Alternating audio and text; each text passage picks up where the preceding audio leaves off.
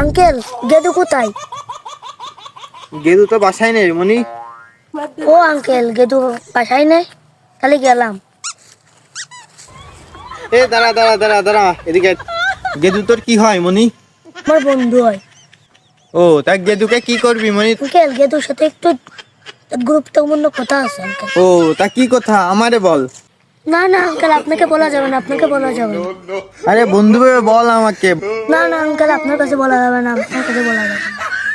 আরে বল বল বন্ধু ভেবে আমাকে বল, সমস্যা নেই, বল বল। আপনাকে বন্ধু ভাবে বলবো?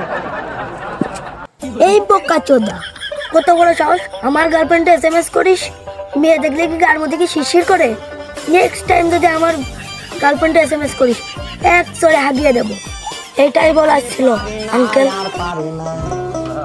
আমি কেন মরি না? বন্ধু হিসাবে বলতে বলে দিস, এটা আমার কোনো দোষ।